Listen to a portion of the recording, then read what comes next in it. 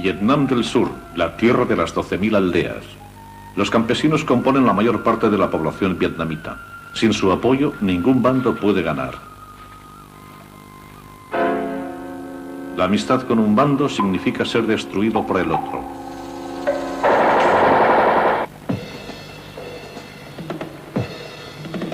Los campesinos son el precio en la llamada batalla por ganar corazones y mentes. Vietnam.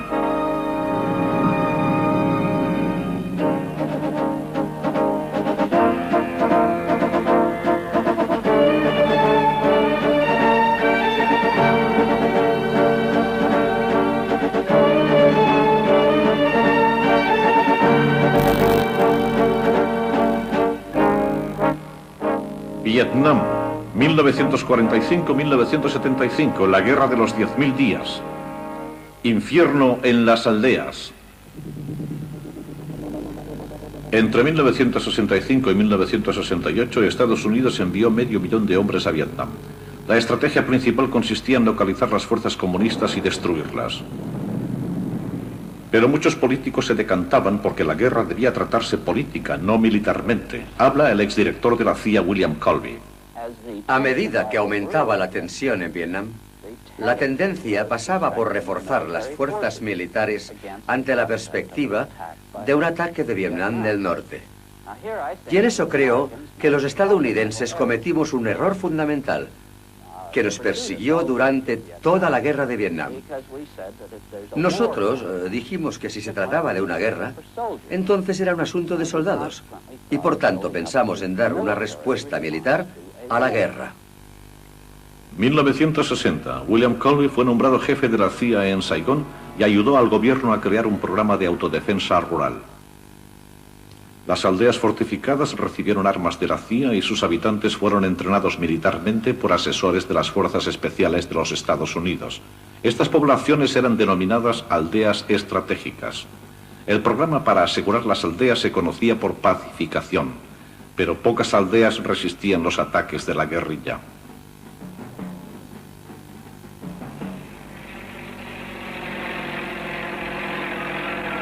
En 1962, el historiador francés Bernard Fall registraba la escalada de los combates por las aldeas. Esto es My Thuy, un pequeño pueblo no muy lejos de Saigón, a orillas del delta del Mekong. Debe tener unos 2.000 habitantes, como la mayoría de pueblos pequeños de Vietnam. Hay unas 12.000 poblaciones así en este país y sus moradores son principalmente budistas. Para los campesinos vietnamitas, la guerra había alterado completamente su forma de vida. Eran atacados por un bando, o bombardeados, o eran trasladados del lugar. Con frecuencia sufrían de 3 a 4 traslados hacia pueblos diferentes. Los dos bandos les cargaban con impuestos y ahora los impuestos comunistas eran muy altos. Los impuestos comunistas ascendían a unas 10 veces más que los del gobierno. A los campesinos no les movía la ideología, les impulsaba la justicia social. Deseaban poseer su trozo de tierra, querían un sistema de impuestos justo y no ser robados por el ejército. Y por cierto, tampoco querían ser torturados por los Vietcong. Básicamente deseaban que les dejaran en paz. La guerrilla, llamada Frente de Liberación Nacional, recurría a las ejecuciones selectivas como primer paso para tomar una aldea. Se cree que mataron a unas 37.000 personas durante los años de la guerra. Habla el periodista Ton That Tien. En mi pueblo mataron a unas 90 personas. Y muchas de ellas no tenían nada que ver con la política. Ni nada. Eran simples agricultores o trabajadores. Pero estaban organizados. Y por tanto podían convertirse en cabecillas. Y tenían que deshacerse de ellos. Los vietnamitas anticomunistas llamaban a la guerrilla Viet Cong o VC. Los soldados la denominaban Charlie. Charlie tenía una costumbre. Una buena costumbre porque funcionaba. Venían por la noche, averiguaban quién estaba al mando de la aldea, se dirigían a ellos y les decían: escuchad, mañana por la mañana volveremos. Necesitamos tanta comida y queremos tantos hombres. Y si no nos lo entregáis, será peor para vosotros. Y se lo llevaban todo, todo lo que podían encontrar. Comida, oro, plata, todo lo que hubiera en el pueblo. Tras matar o intimidar a los líderes de la aldea, los rebeldes se establecían en ella. Algunos permanecían allí durante años. El siguiente paso era la reforma agraria, dividiendo la tierra a partes iguales entre los campesinos. Poniendo en práctica los métodos comunistas tradicionales, la guerrilla se disponía a construir una organización política fuerte. Todo aldeano debía adscribirse a un grupo político. Gradualmente, los campesinos eran formados como cuadros o líderes políticos de granjeros, mujeres y jóvenes. Los comunistas promovían la autocrítica del grupo y apelaban al nacionalismo, fomentando el odio hacia el antiguo orden y hacia los estadounidenses blancos en Vietnam. Los comunistas tenían mucho éxito. En 1965, la Agencia Central de Inteligencia elaboró un mapa político según el cual se demostraba que el 50% del campo estaba en distinto grado bajo control comunista. Luego, Estados Unidos envió tropas de combate. El gobierno de Saigón dependía ahora de los medios militares para recuperar el control de las aldeas. Presidente Nguyen Van Thieu. Todo consistía en cómo arrancar a la gente de las manos de los Vietcong, los comunistas, y ayudarles a promover una vida mejor. Creo que una vida mejor y la prosperidad en el campo, en el que vivía el 95% de la población del país, constituía la mejor arma contra el comunismo. 1965. Las operaciones en las aldeas combinaban tácticas militares y psicológicas.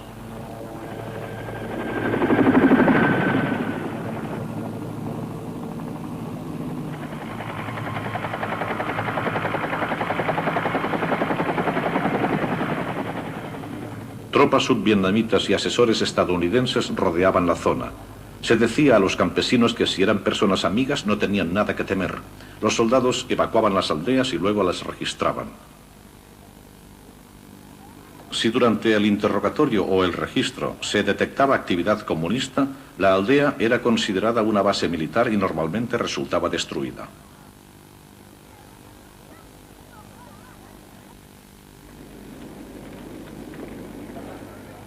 La prensa crítica veía esta pacificación como una práctica cruel para con los civiles. Sin embargo, el comandante estadounidense general William Westmoreland afirmaba que esa imagen estaba siendo distorsionada. Tras haber combatido en 3 guerras, puedo afirmar categóricamente que jamás en la historia bélica, y desde luego jamás en la historia de la participación estadounidense en una guerra, se ha prestado más atención en evitar las bajas civiles de la que se prestó en Vietnam. Se produjo el caso del incendio perpetrado por los marines de una aldea cerca de Da Nang, pero en aquella aldea el enemigo había sido escondido por la población. Sin embargo, antes de quemar las aldeas y como práctica habitual, la gente que vivía en ellas era trasladada a otro lugar. Hacia mediados de 1967, el número de comunistas capturados era de 17.000. Pero los refugiados civiles ascendían a 1.250.000 y las aldeas eran destruidas para impedir que las usaran los comunistas. Los combates en las aldeas eran considerados contraproducentes por muchos vietnamitas. General Tran Van Dong. Si había algún enemigo en una aldea, los estadounidenses usaban el fuego. Incendiaban la aldea para destruirla porque había algún enemigo dentro, para quemarlos con la aldea. Pero para mí, para nosotros, no se trataba de un buen sistema. Si destruyes la aldea, también destruyes a la gente. Los helicópteros artillados atacaban rutinariamente las aldeas controladas por comunistas.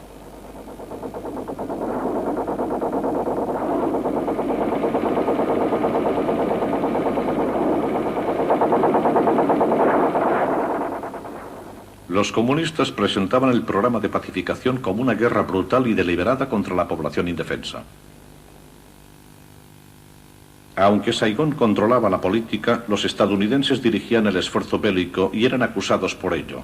Un soldado recuerda: lo que quedó más grabado en mi mente fue cuando vi a una mujer mirándome con una expresión de odio puro, no adulterado.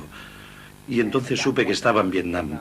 Nunca había visto tanto odio en la cara de nadie. Para los sospechosos de ser agentes comunistas, los interrogatorios resultaban brutales. El agua vertida sobre una tela provoca asfixia. A finales de 1966 se destinó más dinero a la pacificación y se prometió amnistía a las aldeas sospechosas. Mis queridos conciudadanos, hoy hemos venido aquí para iniciar una operación dirigida a despejar esta zona, limpiarla de viecongs escondidos, para que todos vosotros podáis estar seguros. Sabemos que entre vosotros hay algunos que, tras escuchar ingenuamente la propaganda de los vietcong, se han unido a los rebeldes. Entre ellos están algunos de vuestros esposos, vuestros hermanos. Así que, por favor, aconsejadles que vuelvan. Durante este programa de pacificación, estamos dispuestos a admitirles de nuevo en la sociedad y ayudarles. Vosotros podéis echarnos una mano. Uno de estos programas era denominado Feria del Le Condado. daremos un jarabe y unas gotas para la nariz. Así se le curará el resfriado. ¿De acuerdo? Este programa combinaba operaciones militares con atenciones sanitarias, entregas de comida, espectáculos. Desde el principio, los estadounidenses estaban en desacuerdo con el llamado programa Corazones y Mentes. El embajador Henry Cabot Lodge era optimista después del éxito de los combates de 1965.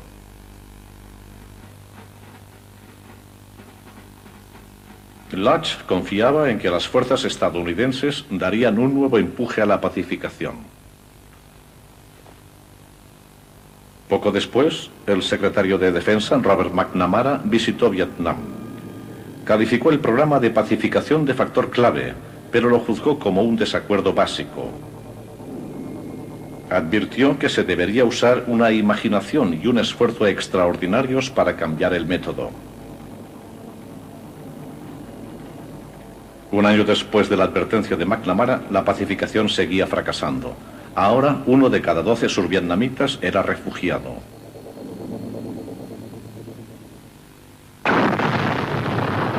En 1967, la guerra se extendió. Cada vez había más tropas norvietnamitas involucradas, pero los jefes de campaña estadounidenses estaban confiados. Los estadounidenses frenaban a las tropas regulares comunistas en las zonas fronterizas.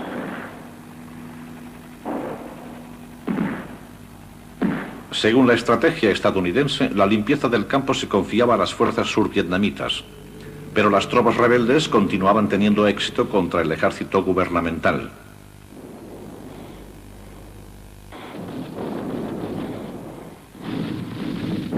Miles de soldados survietnamitas fueron hechos prisioneros y 80.000 desertaron. 1 de cada 4 armas capturadas a los rebeldes es estadounidense.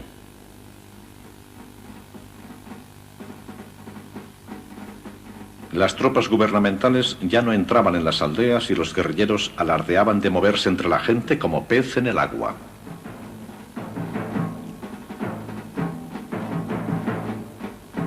Ahora podían pasar al adoctrinamiento político, la fase final del programa comunista de guerra. Se entregaban medallas a los campesinos que tomaban las armas. En 1967 se estimaba que la fuerza comunista en el sur ascendía a 300.000 hombres, la mayoría de ellos de la zona. Los comunistas habían sufrido muchas bajas, pero ahora descansaban en refugios seguros y planificaban una guerra más amplia.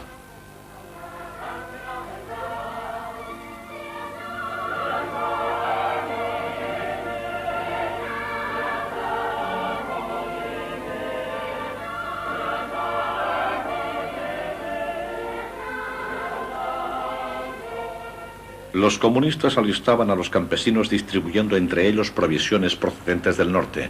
En 1967, casi la mitad de las armas de la guerrilla eran de fabricación soviética y china. En esta época, 100.000 soldados regulares norvietnamitas se habían infiltrado en el sur.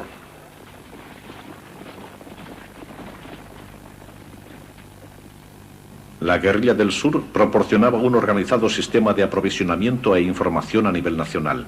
Estaban totalmente confiados porque se iban ganando a las bases.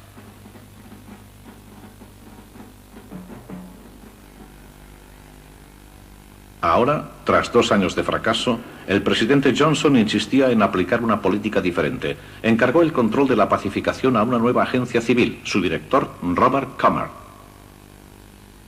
Nosotros intentábamos diseñar un sistema por el que los estadounidenses pudiéramos averiguar qué estaba pasando a nivel de las aldeas. Lo llamábamos el sistema de evaluación de aldeas. Según la evaluación estadounidense, los comunistas controlaban o tenían influencia en el 60% de las aldeas, mucho más de lo que aseguraba Saigón. No confiábamos en los informes vietnamitas, que eran muy exagerados, así que intentamos que los estadounidenses, en cierto modo, controlasen a los vietnamitas. Nosotros escribíamos, por así decirlo, las tarjetas de los informes para los jefes de distrito y provincia, y creo que la mayoría de la gente estará de acuerdo en que fue un correctivo muy sano. Nosotros quizá fuéramos ignorantes, no éramos corruptos, puede que no entendiéramos mucho de lo que pasaba, pero al menos las evaluaciones de los estadounidenses eran más honestas que las de los vietnamitas, especialmente porque ellos trabajaban para un gobierno, el de Saigón, que no quería oír malas noticias. Se había entrado en una nueva fase. Los panfletos sustituyeron a las bombas. Unos panfletos en los que se afirmaba que solo los comunistas querían la guerra. La nueva agencia para la pacificación era conocida como CORDS y proporcionaba una enorme ayuda de todo tipo: trigo, arroz, medicinas, bombillas, camiones de basura, equipos de costura, máquinas herramienta, cepillos de dientes y un reactor atómico. Esta ayuda económica costó 850 millones de dólares, una 20ª parte del gasto militar. Comer afirma que fue un éxito. Yo diría que básicamente el programa de 1967, que en realidad no arrancó del todo hasta 1969 y 1970, en parte porque fue interrumpido drásticamente por la ofensiva del Tet de 1968, lo que hizo que tuviéramos que echar marcha atrás cuando apenas habíamos empezado. Pero la realidad del asunto es que los miembros más sofisticados de la prensa vieron y escribieron lo mismo, que hacia 1970-1971 realmente habíamos pacificado la mayor parte de las zonas pobladas del Vietnam del Sur. Aquello no significaba que en algunas zonas apartadas continuaran los combates, pero esencialmente la mayor parte del campo estaba bien asegurado. La única cosa en la que no tuvimos mucho éxito, como dije antes, fue en desmantelar la estructura clandestina del Vietcong. La estructura del control del enemigo que permanecía subversivamente y contra la que no tuvimos ningún éxito. La estrategia ahora consistía en librar una batalla política. Esta estrategia se plasmó en uno de los programas más controvertidos de la guerra, Phoenix. El director del programa Phoenix de la CIA, William Colby. La idea era centralizar, siguiendo un modelo de la central de información. Todo lo que sabían las diferentes agencias de información sobre aquella clase de estructura, de forma que se pudieran realizar acciones concretas contra ella. Si aquella era la estructura de mando del enemigo, obviamente queríamos saber quiénes eran sus agentes secretos, cosas de ese tipo. ¿Qué clase de programas estaban aplicando? No solo las unidades militares, sino qué clase de recaudación de impuestos, qué tipo de proselitismo, qué clase de secuestros, cosas de ese tipo. ¿Cuáles eran sus programas terroristas y todo eso? Para infiltrar agentes, localizar desertores, interrogar a los prisioneros e ir sabiendo gradualmente lo que era aquella unidad. Una valoración del programa Phoenix por parte de un agente de la CIA en Saigón, Frank Snapp. El programa fue pensado para conseguir información, pero el concepto muy pronto se convirtió en víctima de la práctica. El primer problema radicaba en que en realidad no sabíamos quién era un activista comunista.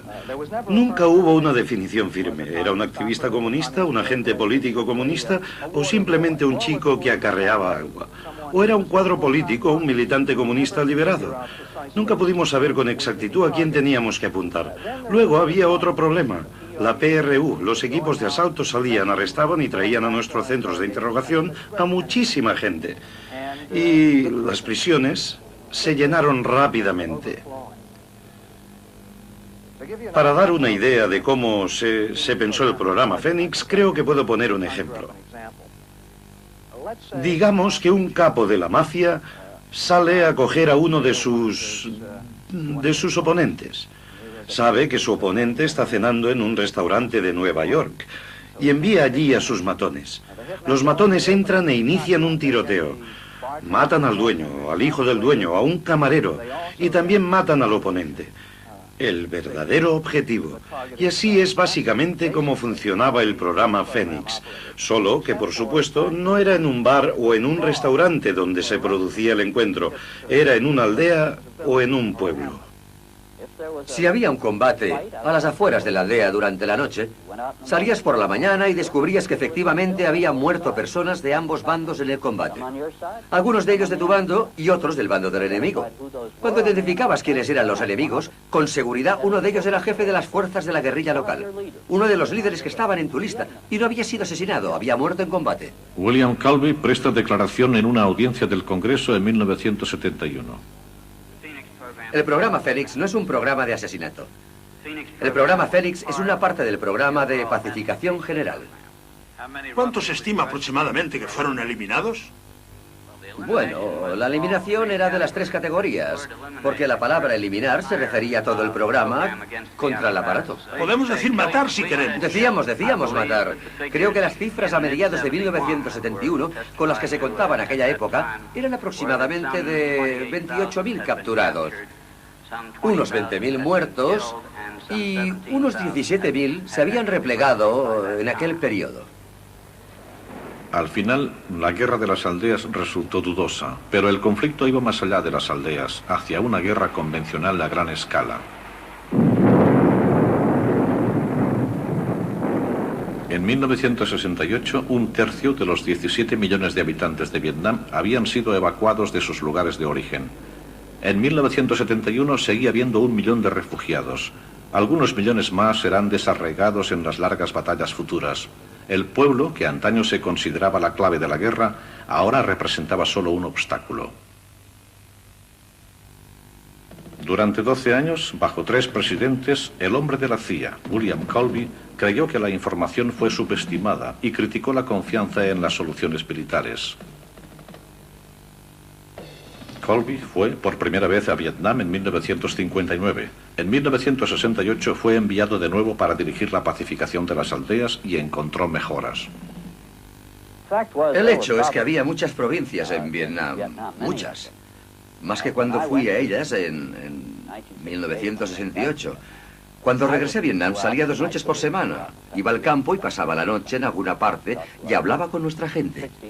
En 1968 tuve que ir a una capital de provincia rodeada de alambre de espino y de carros de combate. Y durante la noche el Vietcong podía lanzar obuses o cohetes.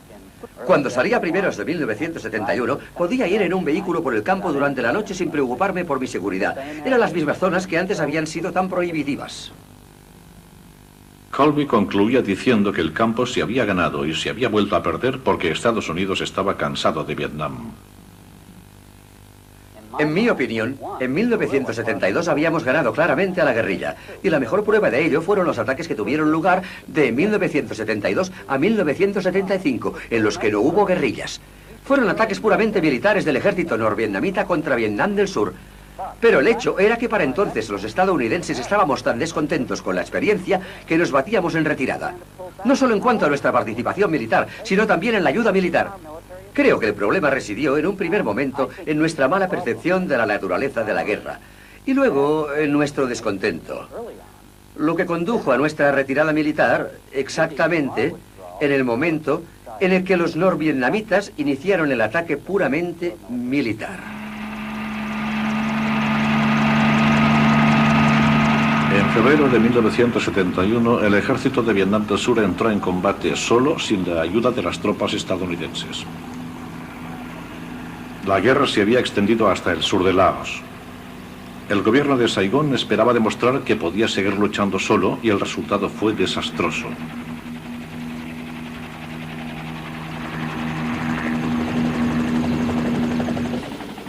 La guerra volvió a Khe Sanh. La base abandonada, escenario de un sangriento combate en 1968, fue reactivada. Esta sería la primera prueba de la vietnamización del conflicto.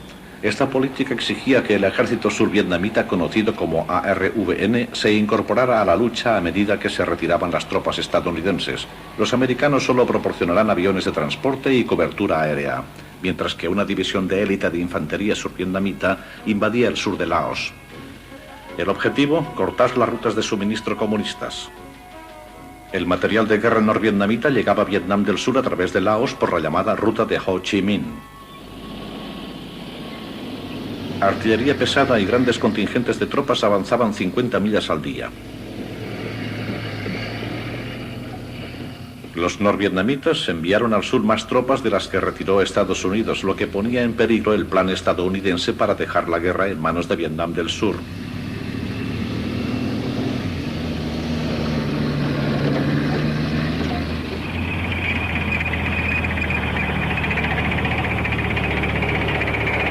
La invasión de Laos debía desarrollarse en 4 fases. Primero, una fuerza estadounidense de 10.000 hombres tomaría posiciones de apoyo artillero en la frontera. Luego, 17.000 survietnamitas avanzarían hasta la ciudad clave de Che Pone. Tercero, destruir las bases comunistas. La fase final consistía en la retirada.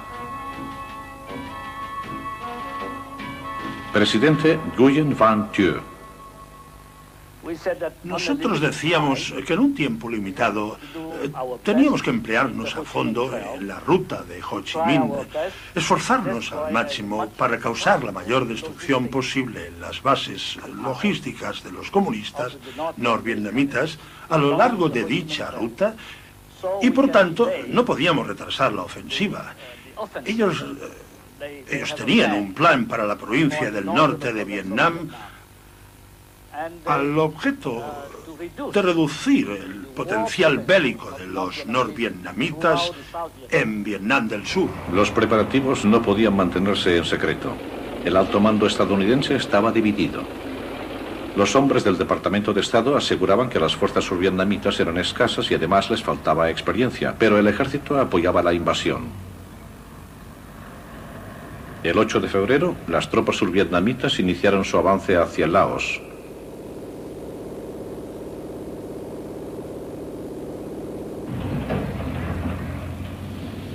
Pero los comunistas se reforzaron rápida y fácilmente.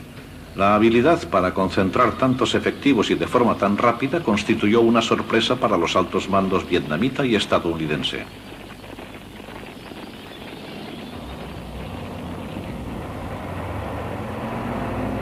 El ejército survietnamita no sabía que estaba rodeado y que el Vietcong lo doblaba en número. Al principio, el avance resultó fácil, incluso decepcionante. Pero el primer ministro Nguyen Cao Ky aducía que la misión no era suficientemente agresiva. Yo estaba allí para inspeccionar el campo con mi esposa.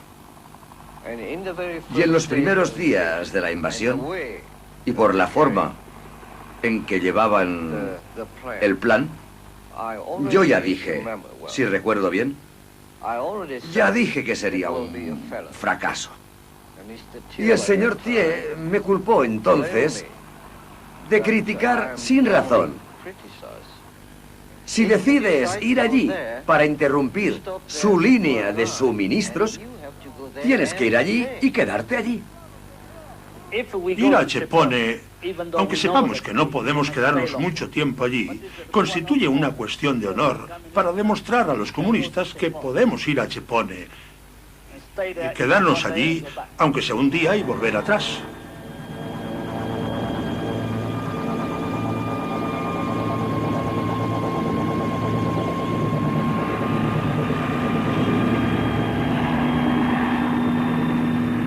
El intento de dejar que Vietnam del Sur combatiera solo en la guerra era una vuelta a las esperanzas estadounidenses de principios de los años 60.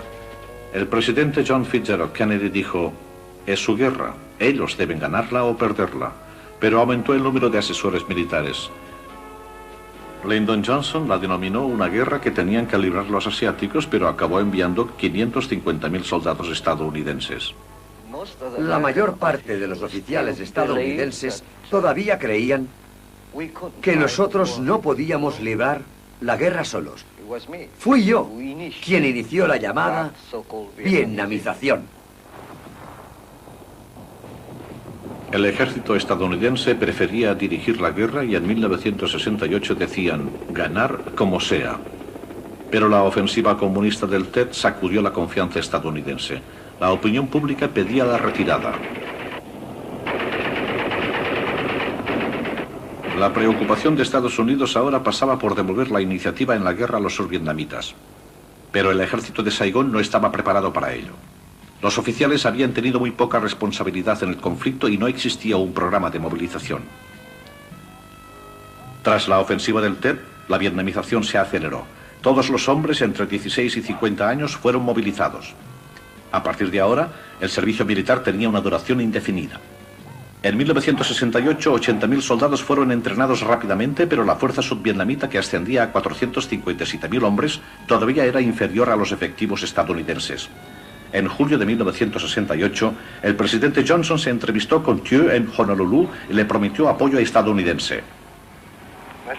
Señor presidente, nuestra promesa de ayudar a su pueblo a vencer la agresión sigue en pie contra todos los obstáculos y contra cualquier decepción. Nos dábamos cuenta de que, aunque el presidente Johnson enviase más tropas a Vietnam, era solo para buscar una solución negociada, no para obtener lo que se entiende por una victoria militar. Washington había iniciado conversaciones de paz. A las fuerzas de Thieu se les decía que no esperaran la victoria, pero que demostraran que podían resistir. A partir de ahora, Estados Unidos empezó a modernizar la anticuada máquina militar de Vietnam del Sur. La Marina de Saigón recibió las torpederas más recientes para defender el delta y por primera vez el ejército survietnamita disponía de las ametralladoras y fusiles de ordenanza usados por las fuerzas estadounidenses. Las tropas de Saigón estaban ahora en una posición más equilibrada respecto al ejército de Hanoi, equipado por los soviéticos. Junto con las armas, los soldados survietnamitas recibieron formación avanzada y se constituyeron unidades especiales de paracaidistas y comandos. La Fuerza Aérea Survietnamita se convirtió, por el número de aparatos, en la cuarta del mundo. La factura estadounidense de ayuda militar aumentó, pero al tiempo también se redujo su participación en el conflicto. En enero de 1969, el presidente Richard Nixon toma posesión de su cargo. El mayor honor que puede otorgar la historia es el título de pacificador.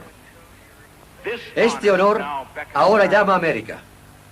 La oportunidad de guiar al mundo para que salga al fin del Valle de la Confusión y llegue a la tierra de la paz que el hombre ha soñado desde los albores de la civilización. Nixon advirtió que las protestas estaban amenazando lo que sería una salida honrosa. Habla el secretario de Defensa Melvin Laird.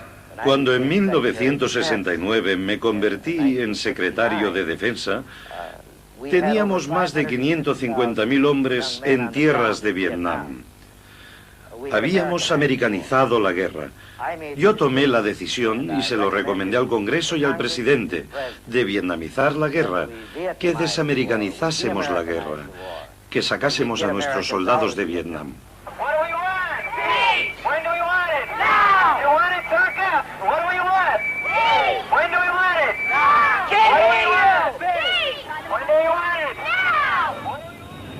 Nixon se reunió con el presidente Thieu en la isla de Midway y le dijo que Estados Unidos retiraría inmediatamente a 25.000 soldados.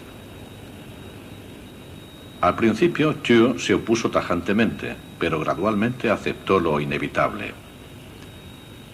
Las ceremonias en Midway fueron como un cambio de guardia. Personalmente les deseamos lo mejor. Y lo que es más, el pueblo de Estados Unidos desea lo mejor para su pueblo y esperamos que llegue el día en que puedan vivir en paz juntos. Gracias. Gracias, señor presidente. Señor presidente, muchas gracias por sus reconfortantes palabras. Thieu creía en la vietnamización. Más tarde desconfiaría de Nixon, pero ahora le apoyaba. Me gustaría resaltar de nuevo que es un deber constante del pueblo vietnamita aceptar la mayor responsabilidad y aliviar la carga del pueblo estadounidense de apoyarnos para defender la libertad en Vietnam. A Nixon se le pidió que pusiera fin a la guerra de Vietnam, pero tenía otra gran prioridad: acabar con la Guerra Fría. Creía que un asentamiento reforzado en Vietnam alcanzaría esa meta más amplia. Su asesor de seguridad, Henry Kissinger, denominó Vietnam un espectáculo secundario. En julio de 1969 empezó la retirada de las primeras tropas. El presidente Thieu todavía no estaba alarmado. Anteriormente, en repetidas ocasiones, muchos presidentes de Estados Unidos y también el presidente Nixon prometieron una y otra vez que ayudarían al pueblo vietnamita, al pueblo survietnamita, tanto económica como militarmente, mientras fuera necesario combatir la invasión comunista. Y por esa razón, confié en ellos. Las fuerzas survietnamitas ascendieron a casi 500.000 hombres y Thieu se sentía animado.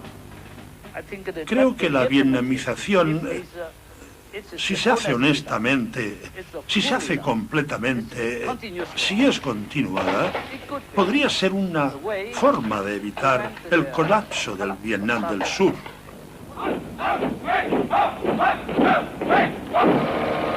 La creación de un ejército survietnamita moderno constituyó un gran logro, pero al igual que las fuerzas estadounidenses, no controlaban el campo. En Hanoi también soplaban vientos de cambio. En septiembre de 1969, Ho Chi Minh moría de un ataque al corazón. Conocido como Tío Ho, el fundador y primer presidente de Vietnam del Norte, fue muy loado por su pueblo, al que había guiado durante 25 años. El legado de Ho se reducía a una dirección estable. Sus antiguos compañeros, el comandante general Giap y el primer ministro Phan Bang Dong, habían permanecido 30 años con él. El presidente soviético Alexei Kosygin asistió al funeral y reafirmó la ayuda soviética de $1.000 millones al año. El presidente del Partido Comunista, Le Duc, se hizo cargo del mando supremo. Él fue quien leyó el testamento de Ho Chi Minh, una exhortación a no abandonar la lucha hasta que el último yanqui hubiera salido de Vietnam. Ahora, con la marcha de los estadounidenses, Vietnam del Norte aumentó su infiltración a través de la ruta de Ho Chi Minh. El tráfico anual se cifraba en 1 millón de cargas de munición y 100.000 hombres. 10.000 camiones transportaban hombres y suministros al sur. Para proteger la ruta, los norvietnamitas establecieron bases en Laos, el objetivo de la invasión survietnamita de 1971. El mando militar estadounidense en Saigón había recomendado esta acción. Más tarde, el consejero Henry Kissinger la describió como concebida entre dudas y confusión. Con la ayuda de 600 helicópteros estadounidenses, 17.000 hombres fueron lanzados en Laos en lo que se denominó Operación Lam Son. Ya en el interior de Laos, la operación quedó frenada porque los norvietnamitas, una vez fuera del alcance de la artillería survietnamita, tenían el control.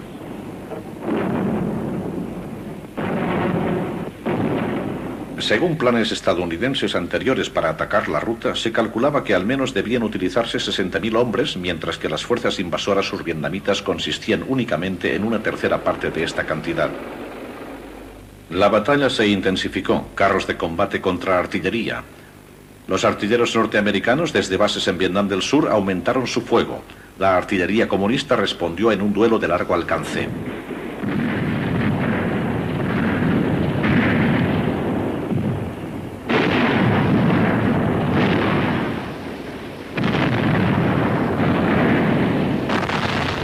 El principal objetivo survietnamita estaba solo a 40 kilómetros de Laos. Pero después de 3 semanas de combate se hallaban todavía a medio camino. Estados Unidos envió cazabombarderos, pero la defensa aérea comunista era mucho más dura de lo que se preveía.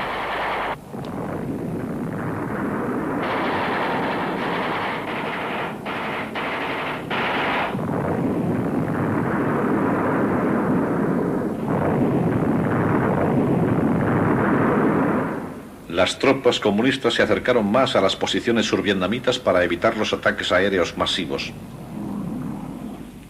Los helicópteros de transporte de tropas sufrieron importantes pérdidas, 100 de ellos fueron derribados. En los combates murieron 176 estadounidenses. Tras 4 semanas, las tropas survietnamitas llegaron a la ciudad de Chepone, pero de nuevo se encontraron con fuego inesperado. Cohetes de artillería soviéticos.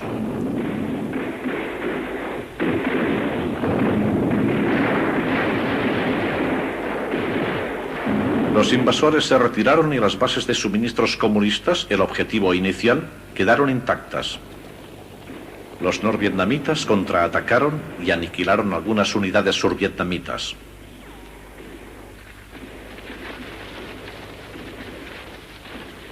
El ejército estadounidense criticó al survietnamita por no resistir, pero el presidente Thieu acusó a los estadounidenses de ser los primeros en echarse atrás.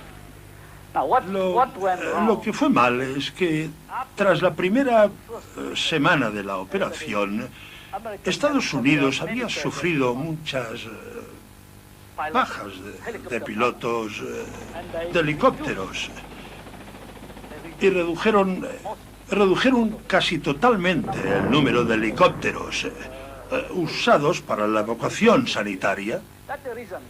Esa fue la razón por la que las tropas vietnamitas no podían seguir avanzando, porque tenían que ocuparse de los heridos, de los muertos, y aquello frenó el avance de las tropas vietnamitas para adentrarse en territorio de Laos y dio ventaja a las tropas norvietnamitas para reaccionar. La operación Lam Son fracasó a causa de la planificación. Porque la operación en sí era innecesaria. Si envías tus tropas para preparar un cebo que atrajera a las tropas comunistas y luego destruirlas, sí. Pero ir allí, a aquella zona de jungla, para dar un paseo, no sé. No sé, ¿para qué? ¿Para qué? El fracaso de Laos dañó severamente la estructura del mando militar. Muchos de los mejores oficiales fueron capturados o murieron en el combate.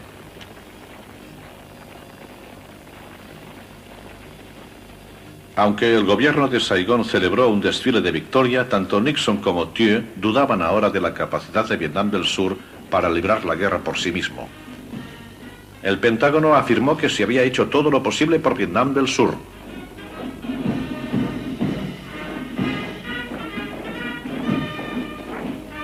Secretario de Defensa Melvin Laird.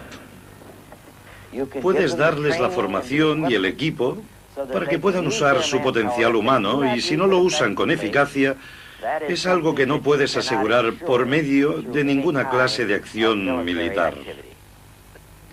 Los estadounidenses usaron la vietnamización, el llamado programa de vietnamización, como pretexto para retirar sus tropas, para abandonar y huir, y para dejar solo al pueblo survietnamita para que luego, al cabo de un cierto tiempo, fuera aplastado por los comunistas norvietnamitas. Es decir, el llamado intervalo decente. Estados Unidos continuó con la retirada de sus tropas. En abril de 1972, una gran ofensiva comunista arrasó la provincia del norte. En julio de ese mismo año, solo quedaban 45.000 estadounidenses en Vietnam y las despedidas eran una formalidad. Vietnam del Sur estaba solo y dolido. Por entonces, los estadounidenses querían acabar con la guerra lo antes posible, lavarse las manos, retirarse de Vietnam por los problemas internos en Estados Unidos, y aquella era su política desde el momento en que empezaron a retirar las tropas y a irse de Vietnam. Creo que el abandono no es un error político, no es un error, es deliberado, una política equivocada, pero deliberada. Fuimos a Vietnam no para destruir la libertad, sino para defenderla. Fuimos a Vietnam no como agresores, sino para acabar con la agresión.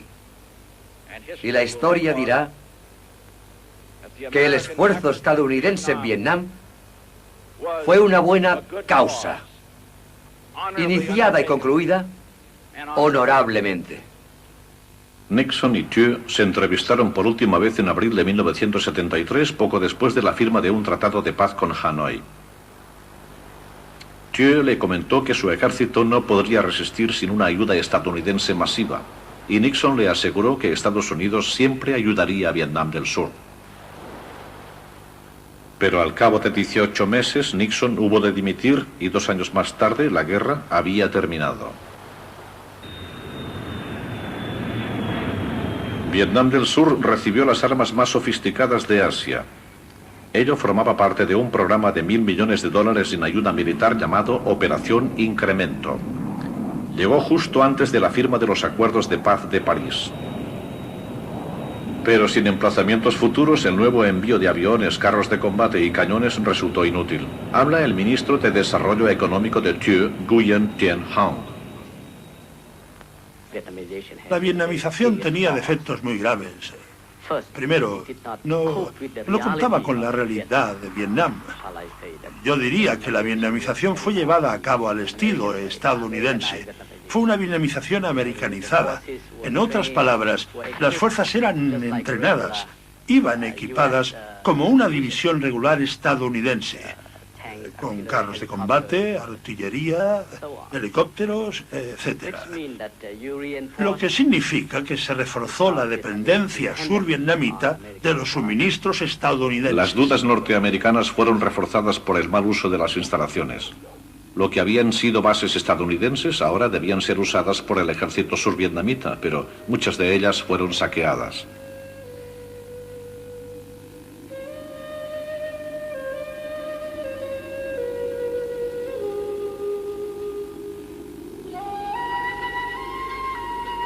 En esta base, en Tai Ninh, cerca de Saigón, pocas semanas después de que se fueran los estadounidenses, habían desaparecido incluso las vigas. Los muebles y accesorios fue lo primero. Luego se llevaron las paredes, tejados y suelos. Solo quedó un cartel simbólico: adiós y suerte.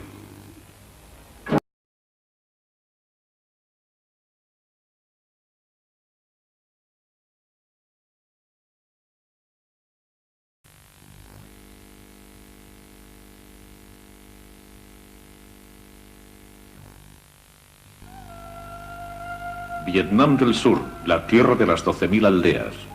Los campesinos componen la mayor parte de la población vietnamita. Sin su apoyo, ningún bando puede ganar. La amistad con un bando significa ser destruido por el otro.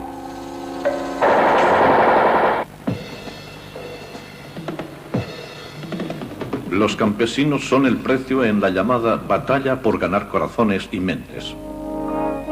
Vietnam.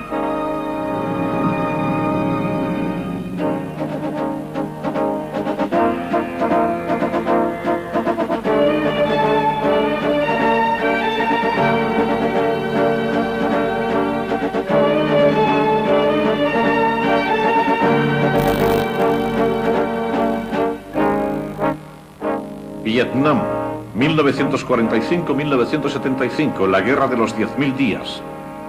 Infierno en las aldeas. Entre 1965 y 1968, Estados Unidos envió medio millón de hombres a Vietnam. La estrategia principal consistía en localizar las fuerzas comunistas y destruirlas. Pero muchos políticos se decantaban porque la guerra debía tratarse política, no militarmente. Habla el exdirector de la CIA, William Colby. A medida que aumentaba la tensión en Vietnam, la tendencia pasaba por reforzar las fuerzas militares ante la perspectiva de un ataque de Vietnam del Norte. Y en eso creo que los estadounidenses cometimos un error fundamental. No ser robados por el ejército. Y por cierto, tampoco querían ser torturados por los Vietcong. Básicamente deseaban que les dejaran en paz. La guerrilla, llamada Frente de Liberación Nacional, recurría a las ejecuciones selectivas como primer paso para tomar una aldea. Se cree que mataron a unas 37.000 personas durante los años de la guerra. Habla el periodista Ton That Tien. En mi pueblo mataron a unas 90 personas. Y muchas de ellas no tenían nada que ver con la política. Ni nada. Eran simples agricultores o trabajadores. Pero estaban organizados. Y por tanto podían convertirse en cabecillas. Y tenían que deshacerse de ellos. Los vietnamitas anticomunistas llamaban a la guerrilla Viet Cong o VC. Los soldados la denominaban Charlie. Charlie tenía una costumbre. Una buena costumbre porque funcionaba. Tal, que nos persiguió durante toda la guerra de Vietnam. Nosotros dijimos que si se trataba de una guerra, entonces era un asunto de soldados.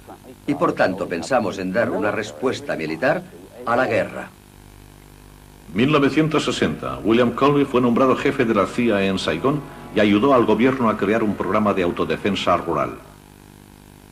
Las aldeas fortificadas recibieron armas de la CIA y sus habitantes fueron entrenados militarmente por asesores de las Fuerzas Especiales de los Estados Unidos. Estas poblaciones eran denominadas aldeas estratégicas.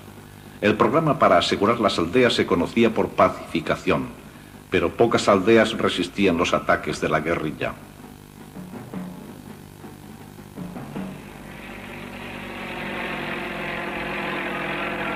En 1962, el historiador francés Bernard Fall registraba la escalada de los combates por las aldeas. Esto es Mitui, un pequeño pueblo no muy lejos de Saigón, a orillas del delta del Mekong. Debe tener unos 2.000 habitantes, como la mayoría de pueblos pequeños de Vietnam. Hay unas 12.000 poblaciones así en este país y sus moradores son principalmente budistas. Para los campesinos vietnamitas, la guerra había alterado completamente su forma de vida. Eran atacados por un bando, o bombardeados, o eran trasladados del lugar. Con frecuencia sufrían de 3 a 4 traslados hacia pueblos diferentes. Los dos bandos les cargaban con impuestos y ahora los impuestos comunistas eran muy altos. Los impuestos comunistas ascendían a unas 10 veces más que los del gobierno. A los campesinos no les movía la ideología, les impulsaba la justicia social. Deseaban poseer su trozo de tierra, querían un sistema de impuestos justo